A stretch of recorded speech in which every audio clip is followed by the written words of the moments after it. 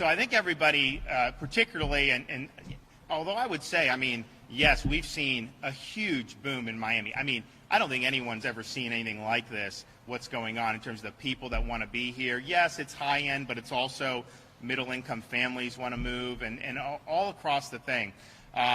And I think what you've seen is, of course, real estate values have gone up as a result of that. I mean, you talk to people down in Miami, and like they will just get offers on their home that aren't even selling their home. And so that's something that I think, because of what we've done in Florida, we really have a lot of people that have wanted to leave high tax states, lockdown states, crime-infested states to be able to come to Florida. So that is obviously creating upward pressure. But I think what also is creating an upward pressure is the inflation that you see. And they say it's 6 or 7%.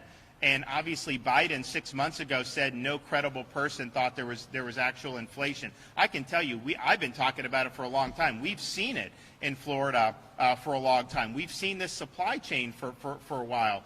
And so what you're seeing is, if you're talking about an apartment complex to have more workforce housing, single-family homes, the cost of that is dramatically increasing. And we, in our budget, actually, we fully funded different construction projects in the current year's budget. I'm having to go back and put tens of millions of dollars more into my budget. The legislature is going to have to pony up more money for the same projects we already funded because of how much more expensive all the materials are. And so that's a huge problem. And so the number one problem with costs that I think is something, because, we can't artificially reduce demand to live in Florida. I mean, like, it's a free country. People can go. I often say, I'm not asking anybody to come because I love the people we have here. We've got great people, great opportunities.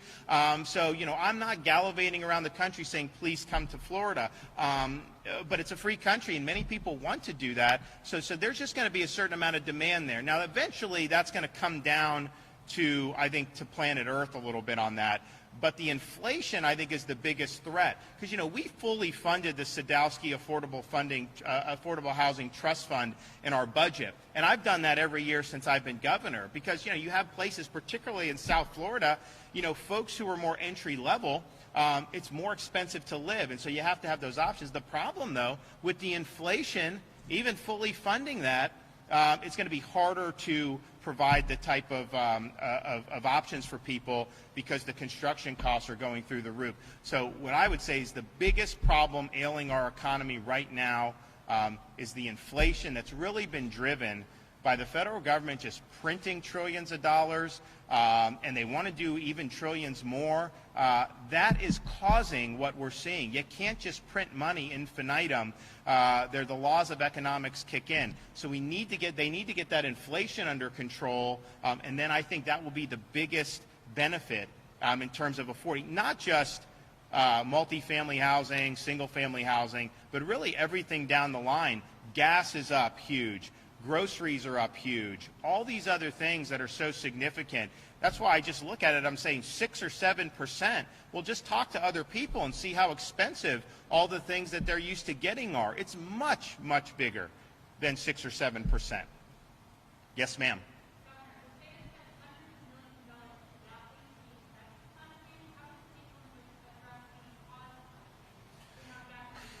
So, my view, we're a storm-prone state. I mean, there's nothing, we're not going to be able to just stop being vulnerable. I mean, we've had storms for as long as anyone can remember. The whole state, if you go back far enough in time, was entirely underwater. So what we're going to do is we're going to mitigate what Mother Nature's throwing our way.